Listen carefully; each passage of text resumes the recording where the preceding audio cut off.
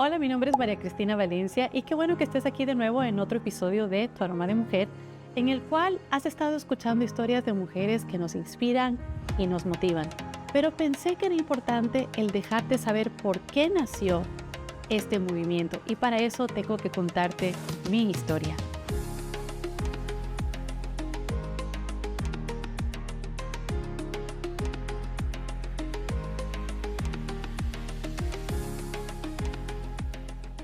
Nací en Ecuador, en Quito precisamente hace casi 52 años y me vine a vivir a los Estados Unidos casi hace 25 años. Pero los primeros 32 años de mi vida, yo pensé que estaba cometiendo muchos errores. Es más, cometí muchos errores que me hacían sentir muy culpable. Tenía este sentimiento que no me perdonaba a mí misma y que no me sentía merecedora del amor de nadie, del amor de mi papá, del amor de un esposo, ni siquiera del amor de mi propio hijo. Mis padres se divorciaron cuando yo era muy pequeñita, tenía 5 años. Y durante mi niñez y mi adolescencia, la relación con mi papá no era de la mejor. Teníamos muchos encontrones, no teníamos una relación padre-hija que yo hubiese querido tener. Y muchos de esos episodios marcaron mi autoestima de una manera que, como les comento, yo no me sentía que yo era digna del amor de mi papá. Y mi mamá era mi mejor amiga, era mi todo, era mi mentora, hacíamos todo juntas. Pero lastimosamente, cuando yo tenía 24 años, ella falleció de un cáncer que fue muy, muy difícil de llevar, tanto para ella en su dolor de calvario, como también para nosotros, sus hijos, que vimos cómo ella se moría pedacito a pedacito. Si tú has pasado por un dolor como esos, de perder a un ser querido tan cercano, o de varios en mi caso, porque yo para ese entonces ya había perdido muchos seres queridos, sabes que es difícil de superar y de preguntarte por qué Dios está permitiendo todo esto en mi vida. Pero poco tiempo de eso me casé y me casé con una persona que yo sabía había sido infiel antes. Y claro, uno piensa, no, cuando se case conmigo, yo lo voy a cambiar o va a dejar de ser infiel. ¿No te ha pasado eso? Que tú piensas, no, cuando está conmigo, él va a cambiar. O también piensas que cuando te cases, todo en tu vida va a cambiar y los problemas se van a arreglar. Pues efectivamente eso no fue. En mi caso tampoco. Porque me casé, me vine a vivir a los Estados Unidos y ¿qué pasó? Que él a mí también me fue infiel. La infidelidad es uno de los dolores más difíciles de superar. Y lastimosamente muchas mujeres pasamos por ese dolor y no podemos tal vez abrirnos porque nos da vergüenza o no queremos conversar del tema, pero pisa aún más tu autoestima. Te sientes que no eres una mujer, que eres digna de que te amen porque por algo te pusieron los cuernos, entonces te cuestionas muchísimo. Y ese dolor de sentirme no amada o de sentirme rechazada hizo que yo caiga en una relación que pensé que iba a ser mi Disneylandia. Yo pensé, por fin encontré al hombre ideal, al príncipe azul. Me enamoré perdidamente de este hombre y de esta relación nació mi hijo Sebastián, que es el mejor regalo que la vida me ha dado. Pero ¿qué pasó? Que esta persona, cuando yo tenía 7 meses de embarazo, decidió que no quería saber nada de mí ni de mi hijo. Y quedé embarazada de 7 meses con un niño en un país sola. Mi familia no estaba aquí. Y sin el apoyo del papá de mi hijo, que yo pensé que era el amor de mi vida. Cuando tenemos vacíos de estos, de que nos deja la persona que más amamos, o en este caso el papá de mi hijo, y no hemos sanado todas esas heridas, volvemos a caer en otra relación. Eso es mucho de lo que les pasa a las mujeres, que piensan que un hombre va a venir a sanar o a arreglar lo que el otro hombre hizo en tu vida. Y entonces, lógicamente, empecé otra relación. ¿Y qué pasó? Ya te lo puedes imaginar. Quedé embarazada por segunda vez. Pero ahora sí, la situación en mi vida se complicaba mucho más. Porque como te comenté, yo estoy en un país sola, no tenía familia, ¿verdad? Y en ese entonces, aparte de que quedo embarazada, pierdo mi trabajo. Me quedo sin trabajo Y muy pronto lo que yo tenía se desapareció. O sea, literalmente me quedé viviendo en pobreza. Tenía menos $18 en mi cuenta corriente, un bebé de 1 año y pico y embarazada de un segundo bebé. Y este novio que yo tenía decidió que él tampoco quería saber de este bebé. Y ahí sí es cuando dices, ¿qué hago? Estoy sola, no tengo ayuda. Tratas de buscar ayuda. Traté de buscar ayuda en este país para madres solteras y no había ayuda. Y pensé que la única decisión que yo tenía, o lo único que yo podía hacer en ese momento, era quitarle la vida a mi propia hija. Y eso fue lo que hice. En un segundo tomé la decisión de ir a un abortuario y quitarle la vida a mi bebé.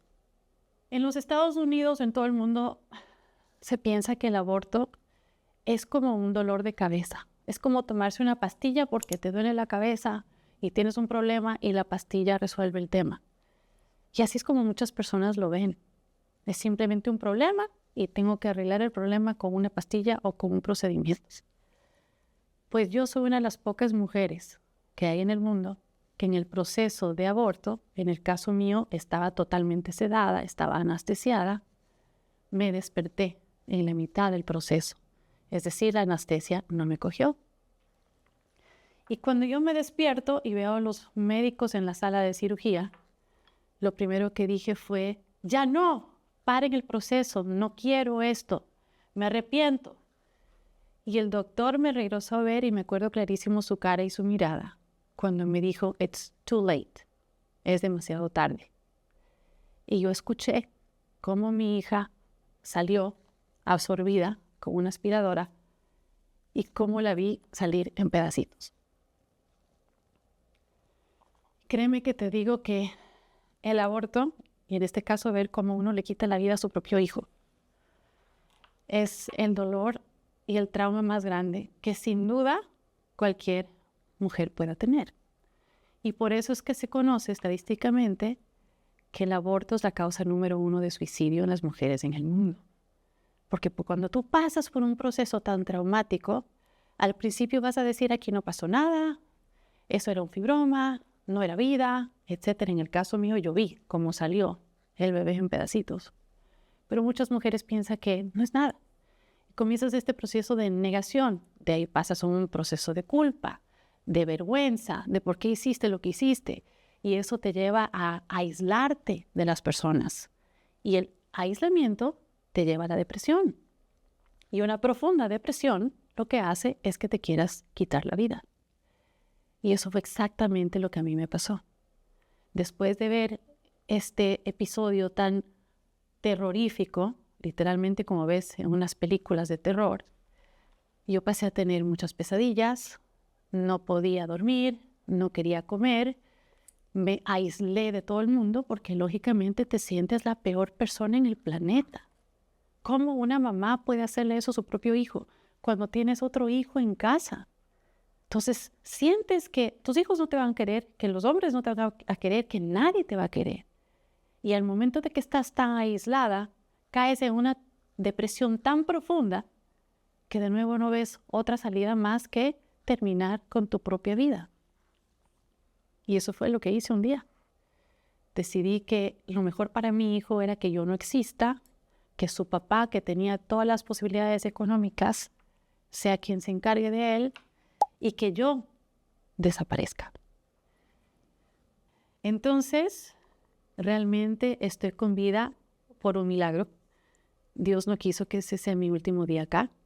Y cuando tuve este encuentro con Dios, fue que claramente entendí que mi vida tenía un propósito y que la vida de mis 2 hijos también tenía un propósito. Es más, Dios fue tan bueno conmigo que en mi proceso de sanidad claramente pude ver a mi hija, ¿verdad? Porque tú dices, ¿por qué sé que es una niña? Pues porque la vi.